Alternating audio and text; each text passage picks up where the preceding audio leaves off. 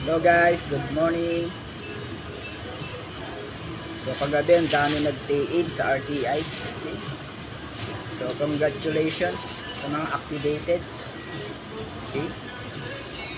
So later i-upload ko yung YouTube sa presentation ng RTI at AIMS. Okay. Ayan.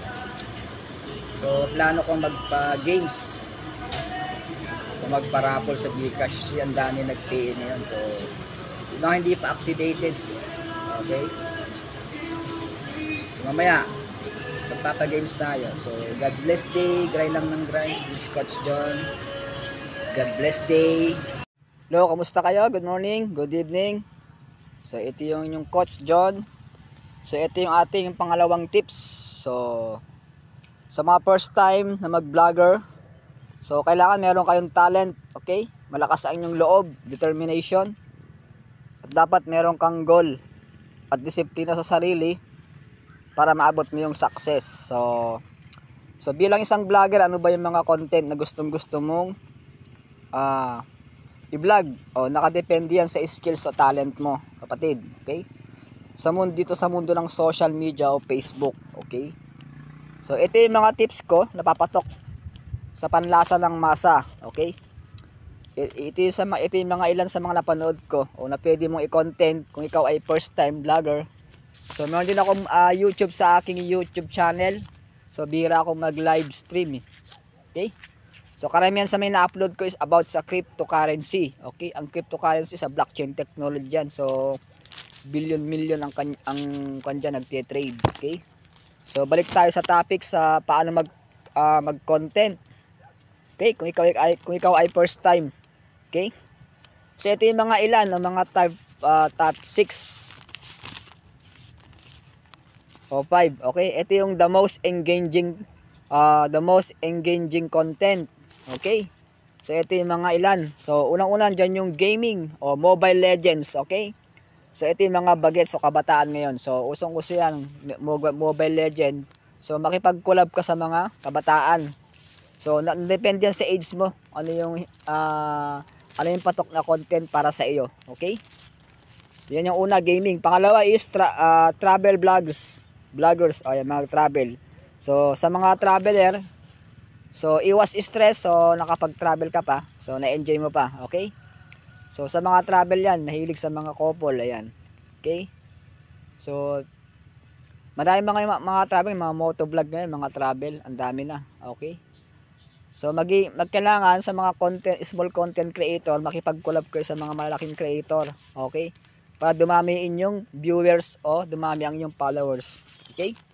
So yung isang profile ko, maabot siya ng 3 weeks bago na hit ko yung 5,000 followers. So kailangan consistent, daily ka mag-upload ng inyong mga videos o mga posts, comments, okay?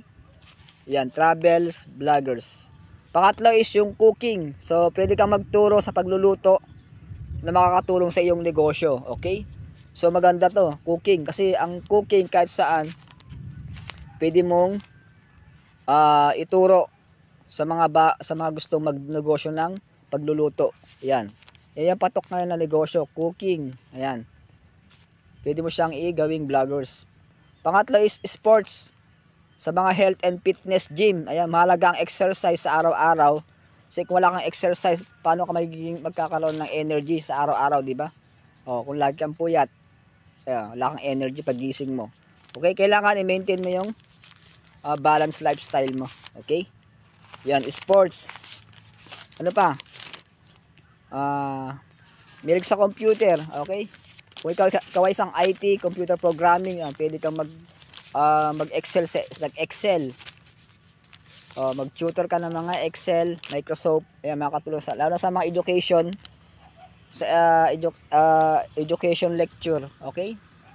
Pwede ka magturo sa math, science, English sa pamamagitan ng inyong computer, okay? Andun yung gagawa ka ng program mo, doon i-sketch mo doon yung gusto mong i-content, okay? Ano pa? Storytelling, ayan, pwede ka magkwento sa mga story ng ating kalikasan. Pwede mo ikwento yan. Ayan, kwento ng buhay o real story.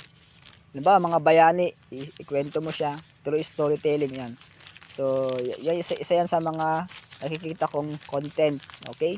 Mga drama, o pwedeng comedy, o anything. Pwede mo siyang entertainment video.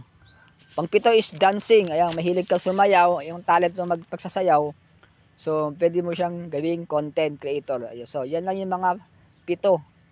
Pito na pwede mo siyang gawing content sa inyong Facebook or YouTube. Okay?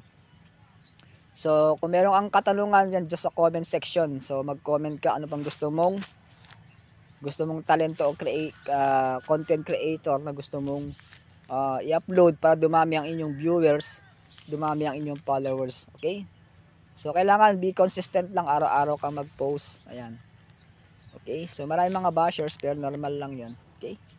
So, this is your coach, DJ The Helper TV. Okay? Thank you for watching. God bless day. Mabuhay ang Pilipinas. Bye-bye.